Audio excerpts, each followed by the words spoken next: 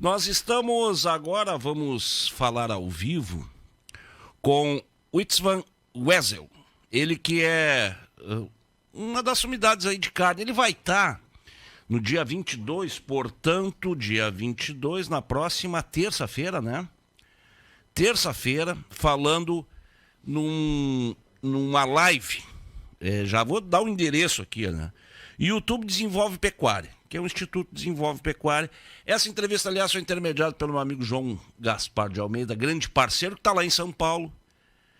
Também, assim como o Estevão. E ele vai alongar ainda mais esse assunto que nós vamos conversar agora. Exatamente do que vamos falar na terça-feira. Muito bom dia, seu Estevão. Bom dia, Alex. Bom dia, amigos de Camaquã, aí à beira da Lagoa dos Patos. Pela minha informação, são 18 graus aí, bem mais frio que aqui em São Paulo, viu? Olha aí, o homem que nos deu a temperatura. Porra, quanto é que tá aí? Aqui tá 25 graus. Poxa, eu não sei se o senhor viu agora o nosso comentarista Daniel, que fala de Minas Gerais, todos os sábados. Eu anunciei que eu ia lhe entrevistar. E ele é um sujeito que gosta muito de cozinha. Ele disse, não, vou ficar ligado porque, olha, eu acompanho esse homem faz horas. Então eu estou entrevistando alguém que realmente é uma bússola aí pro pessoal dos gourmets, né, amigo? Olha, Alex, nós estamos no ramo de carne há 5 gerações, né? E eu sou a 4ª, meus filhos são a 5ª geração e são os principais da empresa hoje. E eu fui a geração que descobriu que a carne não é um produto pronto, é uma matéria-prima. E que, portanto, se a gente não instruísse, não mostrasse para os consumidores como prepará-los, a gente teria dificuldades para vender certas carnes. Então, eu comecei a mexer com gastronomia a vida toda e fiquei 25 anos fazendo exatamente o que você está fazendo nesse momento, rádio. Olha aí, por isso que o senhor tem essa facilidade também de comunicação e uma coisa ajuda a outra, sem dúvida nenhuma, né? Ô amigo, me diz uma coisa para mim. As pessoas, elas têm essa dificuldades até para entender. Por exemplo, marmoreio, né? Marmoreio da carne, qualidade da carne. O que é uma carne de qualidade? Como é que dá para classificar ela? Olha, Alex, tem várias respostas para a sua pergunta. E, obviamente, que demoraria muito mais tempo do que nós temos aqui para explicar. Mas existem várias coisas que as pessoas comuns, as pessoas leigas, chamam de qualidade. Pode ser qualidade uma questão microbiológica, quer dizer, o produto está bom ou não está bom para consumo. Qualidade. Um preparo bem feito transforma uma carne num prato delicioso. Bom, então tem qualidade. Uhum. Então, se foi mal feito, ele fala, mas essa carne não tem qualidade. Não. Tu é que não soubesse preparar direito, né? E assim por diante. Então, a qualidade na carne, que nós do ramo da carne chamamos, a carne tem que ser macia e tem que ser suculenta. Uhum. Bom, não existe ninguém no Brasil, aliás, não existe ninguém que aceite comer uma carne dura, comer uma carne seca e ainda diga que está bom. Portanto, não depende de classe A, B, C ou D ou E. As pessoas sonham com uma boa carne saborosa, suculenta e macia. A maciez é uma questão realmente fundamental. E aí eu chego no marmoreio, que é o item que você me perguntou, um item de qualidade sem dúvida fundamental, porque o marmoreio é que vai te dar uma quase certeza de que você vai ter uma maciez e vai ter também uma suculência e um sabor. A gordura, que é essa gordura entremeada nas fibras da carne, é o que realmente traz o sabor. E também traz muito a maciez, porque ele acaba, de uma maneira bem simplista, separando uma fibra da carne da outra. Então, fica muito mais gostosa, muito mais macia essa mastigação. Eu quero te dizer, Alex, que não é sempre que o marmoreio foi considerado uma qualidade. Isso começou a ser qualidade quando as pessoas, e quando eu falo pessoas, incluo chefes de cozinha, incluo muita gente, já deveria saber isso há muito tempo, mas enquanto eles não sabiam disso, nós já tivemos produto devolvido por cliente nosso restaurante, a gente atende milhares de restaurantes aí pelo Brasil.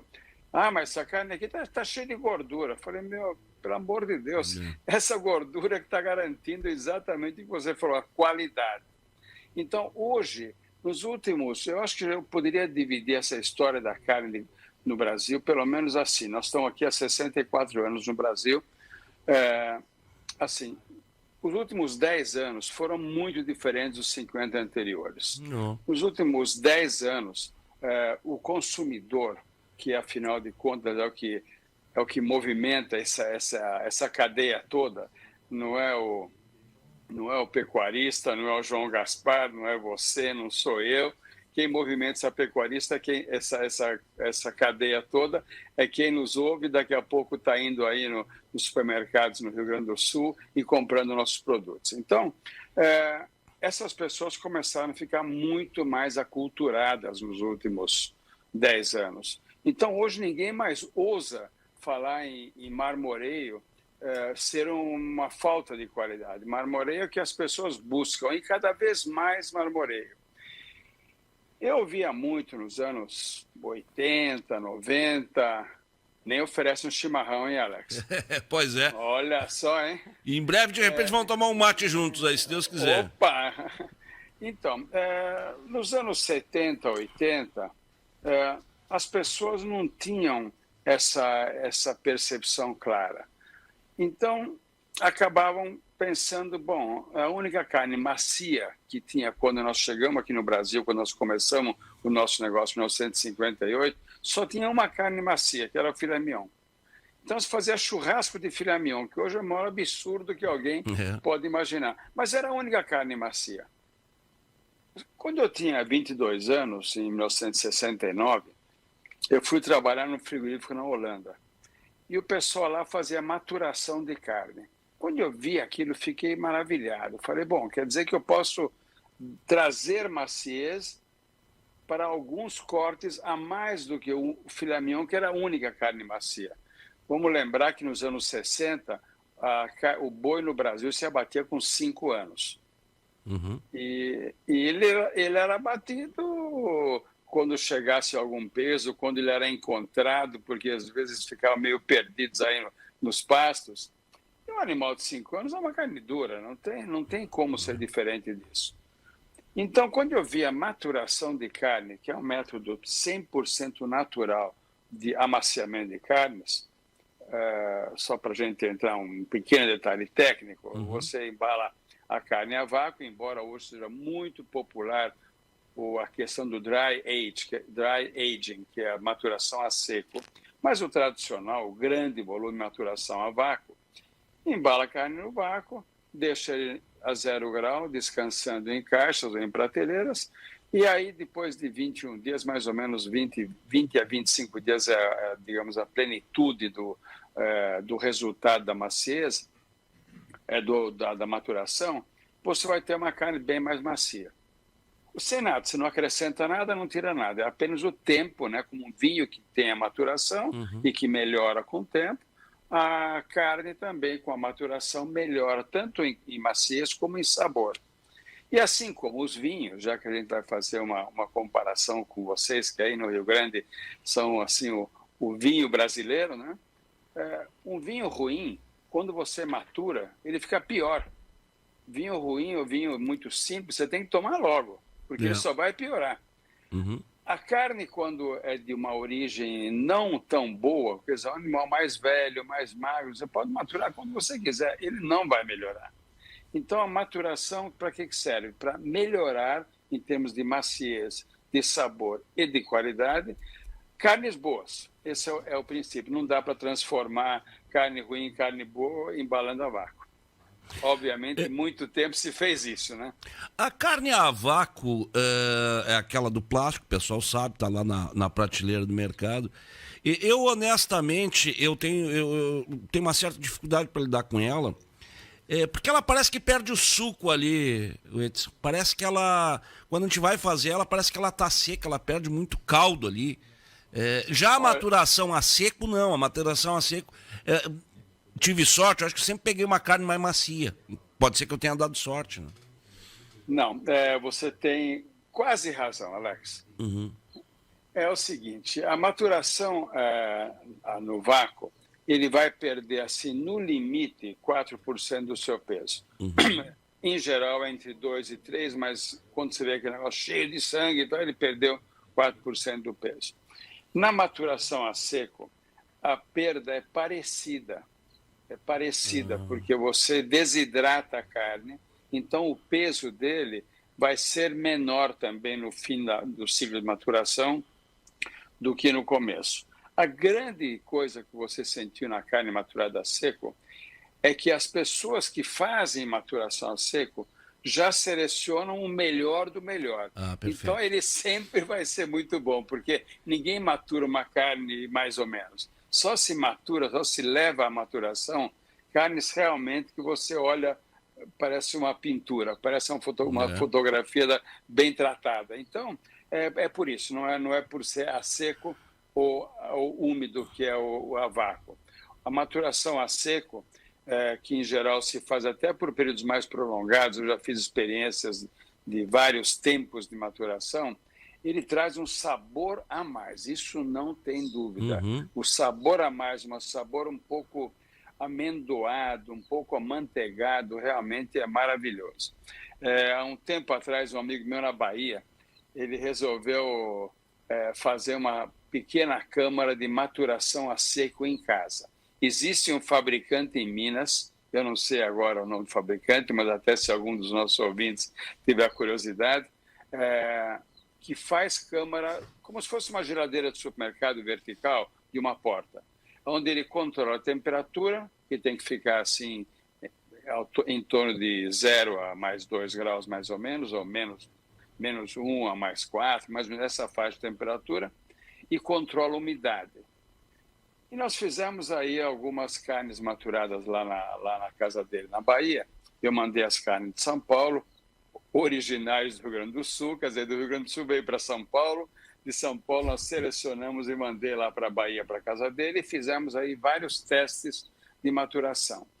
E um que era com o que nós chamamos, hoje é mais popular o nome em argentino, que é o bife ancho. Eu vi aquele bife ancho tão lindo, maturado aí uns 35, 40 dias. Eu falei para ele, Rui, eu vou fazer um teste aqui. Ele tem uma máquina de cortar frios. Eu falei, vou cortar um carpaccio dele. Rapaz, o negócio é maravilhoso. O carpaccio, quer dizer, cortar e servir cru, foi uma experiência maravilhosa. Só pusemos azeite e flor de sal. Flor de sal, quando ele encosta na umidade da carne, ele já derrete e já penetra na carne. Ao contrário do sal grosso, que no churrasco é bom, porque o churrasco é uma coisa demorada. Então, o sal tem tempo de derreter. O carpaccio você quer temperar na hora. Então, você põe um pouco de flor de sal, são aquelas pétalas de sal, cai em cima da carne, só com a umidade da carne ele já derrete. Foi uma das coisas mais deliciosas que eu já comi. Ele tinha um sabor realmente meio amanteigado, meio amendoado. Foi maravilhoso. E nada de temperatura? O carpaccio não leva nada de temperatura, só a temperatura ambiente da carne? Como temperatura?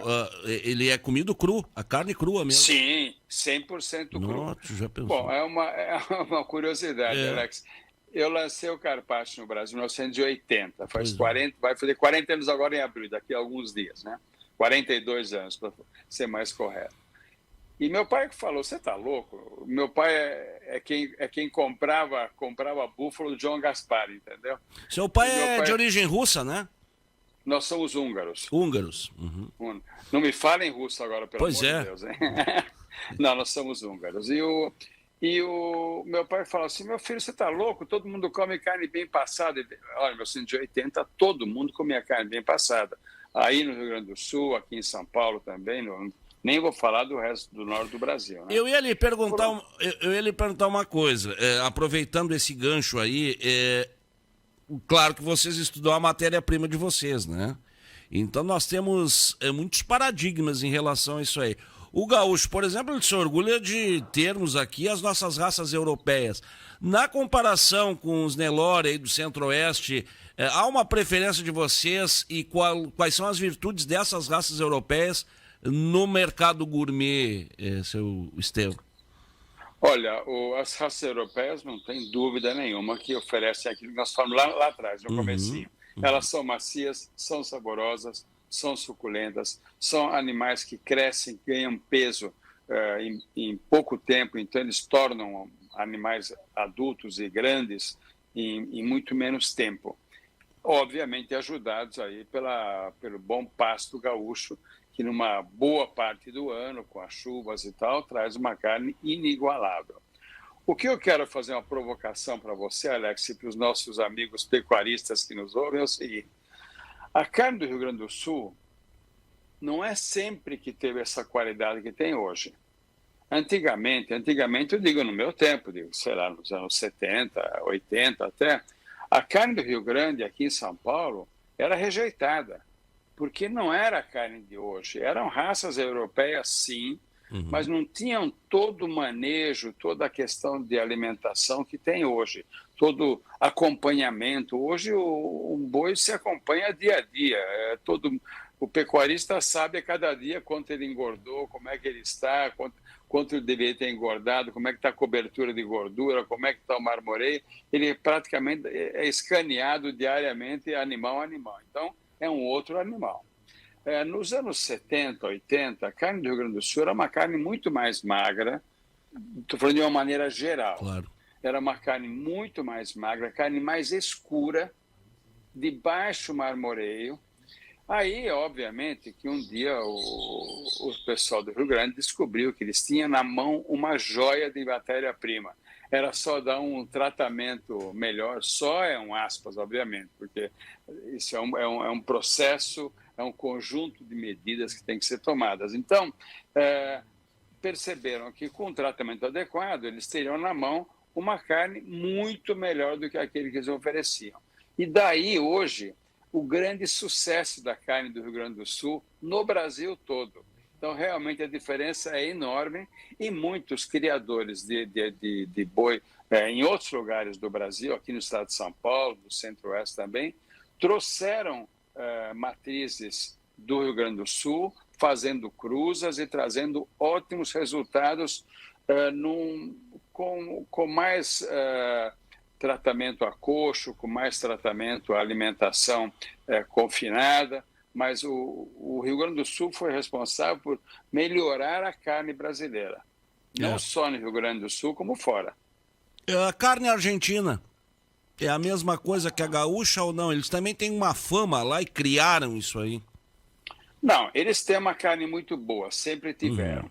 Eles tiveram, quando eu ia para a Argentina, comecei para a Argentina no começo dos anos 70, a carne, você entrava em qualquer boteco, que eles chamam de boliche, na Argentina, você entrava em qualquer boteco na Argentina, você comia uma carne espetacular. Eles realmente têm ainda as raças mais antigas, há muito mais tempo, tem a pastagem muito boa e tem a tradição que os obriga, como obriga hoje os gaúchos, a cada vez mais melhorar a carne. A gente entrar em qualquer boteco e comer uma carne realmente fantástica, quando no Brasil ainda não era assim. Então, em razão disso, eles criaram uma fama no mundo inteiro, carne boa, carne espetacular, sempre foi a Argentina. Hoje, infelizmente, a Argentina numa situação muito diferente do que já esteve. Inclusive, eles têm restrições à exportação, que é um negócio totalmente maluco, né? E nessa esteira, quietinho, escondido aí no cantinho e tal, o Uruguai acabou se tornando um grande sinônimo de carne de qualidade, exportando até para o mercado dos Estados Unidos. Naqueles rompantes populistas, né, dos governos, o governo de Fernandes, na Argentina, decidiu restringir as exportações de carne para garantir o abastecimento no país, o que a gente sabe que é uma coisa absolutamente impraticável, né? Deixa eu lhe perguntar sobre essas campanhas seguidas contra a carne. Eu me lembro que agora, em meados do ano passado, arrumei uma bronca aí com os ambientalistas, porque eu fiz um comentário de reação a uma campanha que a Heineken sugeriu de não comer carne na segunda-feira. Aquela velha história, né, que não funciona, mas que de vez em quando e que outra traz alguém para os holofotes, né? E aí os ambientalistas me deram maior pau, o negócio foi... Teve uma outra empresa agora recentemente também que fez isso aí. Por que a carne é boa e por que a carne não faz mal, o Edson? Olha, em primeiro lugar, desde que o homem é homem, come carne, né? E se ele fosse ruim, nós não estaríamos fazendo uma conversa agora aqui na rádio. Então, já tínhamos todos morridos, né? Morrido. Se fosse, nós não tínhamos nem nascido. Então, com isso, a conexão rural nem existiria, né? Então, o que acontece? Isso são modismos. Eu estava vendo ontem, alguém postou numa dessas brincadeiras na internet com relação a Greta Thunberg, essa menina que se diz assim grande especialista em meio ambiente e tudo, né? Pedindo aos chineses para pararem de usar palitos para comer, para poder preservar as árvores. E a pessoa que respondeu foi o seguinte: os chineses usam não palitos de madeira, usam de bambu, o que é um capim, e o papel que você usa, vamos dizer, para enxugar a boca, esse papel é feito cortando árvores, entendeu? Então não é bem assim. Então eu fui delicado assim no final do comentário, né? Estão chamando ela na Rússia lá, viu? Estão chamando ela lá na Ucrânia lá, mas ela não vai. Exatamente. Né? Exatamente. Então o que acontece? Essas campanhas, Alex, existem há muito tempo, né?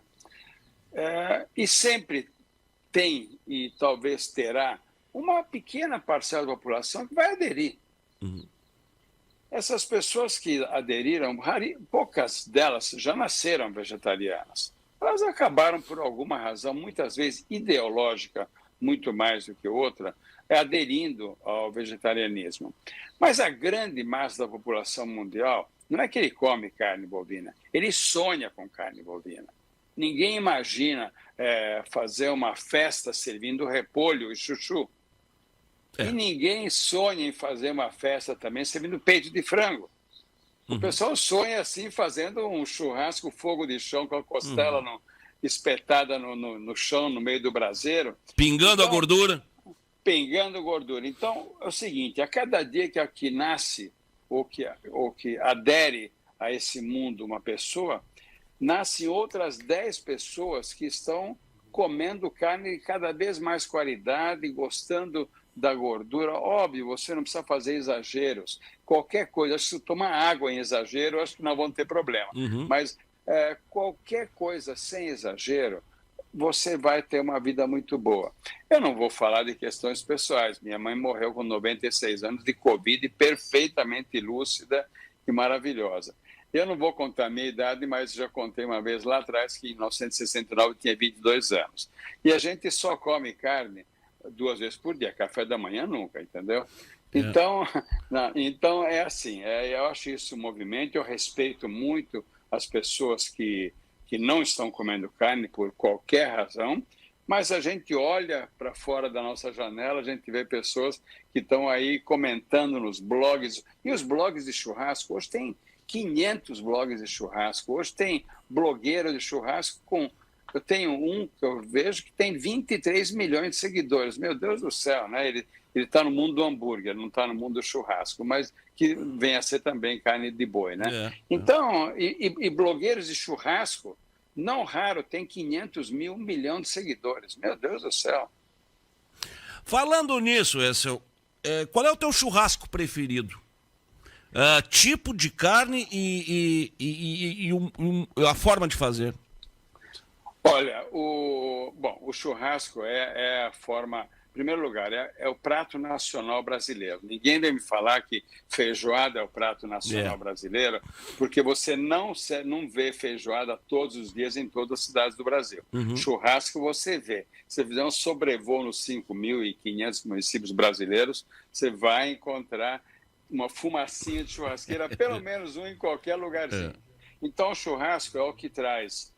O churrasco é a maneira de comer carne que não deixa camuflar nenhum defeito da carne. Quando uma carne de churrasco é boa, é porque ela é boa. Quando você faz carnes com molho na Hungria, que é a minha terra, o prato famoso é o goulash, que é um picadinho de carne de vitelo. Ora, você tem milhões de maneiras de fazer esse picadinho ficar gostoso, mas quando você bota uma costela na brasa, ou ele é bom ou ele não é bom, não tem meio termo. Então, eu gosto demais da costela, sempre gostei. Para mim, a costela É a carne. Quando eu entro numa churrascaria, até eu tive no Recife faz 2 semanas, e eu entrei numa churrascaria lá para almoçar rapidinho antes de ir para o aeroporto, e o cara tinha lá a costela do dianteiro. Eu falei para o garçom, olha no meu olho, essa costela está realmente muito boa, porque se está, é isso que eu quero. Ele falou, eram gaúchos os donos, por acaso, lá em Recife, né? Ele falou, então eu vou trazer 2 pecinhas na mesa aqui para o senhor, cruas, num prato, e o senhor vai escolher, assim o senhor não pode botar a culpa em mim. Falei, tá bom. Ele trouxe, eu escolhi uma peça e realmente foi um negócio maravilhoso. Tá uma costela do dianteiro, feito na brasa, em fatia fina de 1 centímetro de espessura, dá uma tostadinha dos lados e ainda ao ponto, até mal passado no meio, porque ele já é macio quando o animal é de boa qualidade. É uma carne inesquecível para mim. O pessoal vai esse fim de semana aqui no supermercado lá comprar costela. No São José tem uma costela boa, que é o nosso parceiro aqui do Conexão. Aliás, sempre carnes boas lá no São José. E abre domingo de manhã também. Eu não vou queimar mais filme aqui, porque o senhor tem muito para falar terça-feira e o João vai ficar bravo comigo, viu? Mas nós vamos estar acompanhando terça-feira essa live aí, deixa eu pegar aqui, a partir das 19 horas, né? 19. Isso aí. Dia 22, então, na próxima terça-feira, que é uma promoção aí do Instituto Desenvolve Pecuária. Você vai no YouTube e coloca lá, Desenvolve Pecuária, vocês vão ter esse histórico aí. Vamos falar de passado, de presente, principalmente, e também de futuro. Eu quero lhe agradecer muito por esses momentos aí de conhecimento nosso, a sua simpatia também. Eu só ainda estou com a dúvida se eu estou falando a pronúncia certa do seu nome. Steven Wessel. Olha, está bem perto, viu, Alex? Está quase húngaro você, viu? Mas o nome, a pronúncia habitualmente atribuída a mim aqui no Brasil é Istvan. Istvan. Não, apesar agora... de ter o Istvan. acento no A lá no final. Istvan. Mas as pessoas me chamam de Istvan. Eu tenho... e tem muitos, mas eu tive um amigo de São Paulo também, que era daqui, que fez carreira em São Paulo, que hoje está no céu. O seu Estevam era também com um tio no final, né? Mas a gente chamava de Estevão, né? E não tinha circunflexo no E. Não é circunflexo, é acento agudo no A. Istvan. Mas é assim que acabou sendo meu nome aqui no Brasil. Se você quiser, dou a pronúncia em húngaro, é um pouquinho diferente. Fala aí a pronúncia, vamos ver em húngaro. Istvan. Aí sim com acento no A, Istvan. Porque a letra S em húngaro tem som de CH em português no Brasil. Então é Istvan, como se fosse um CH. Vou no aportuguesado, então. Vamos lá. Muito obrigado pro senhor. Outras vezes vamos lhe incomodar para a gente falar mais, viu? Alex, um prazer muito grande. A Conexão Rural tem uma conexão muito grande comigo também, porque a terra, o boi, o gado, a carne, é tudo uma coisa só. Então, é uma honra poder participar do programa e quando você quiser trocar alguma ideia, falar de algum assunto específico dentro desse imenso mundo da carne, seja na gastronomia, seja no açougue, seja nos cortes, eu estou super à disposição e, de fato, agradecer ao João Gaspar, que fez essa nossa conexão rural acontecer e foi muito bom. Então, estou sempre à disposição. Parabéns pelo programa. Indo aí a Camaquã, aí na beira da Lagoa dos Patos, eu vou bater na sua porta, viu? Será muito bem recebido com chimarrão e com uma costela gordinha, tá? Mas bem marmoreada. Um abraço, amigo. Bom fim de semana pro senhor. Até terça. Para vocês também. Muito obrigado. Até terça.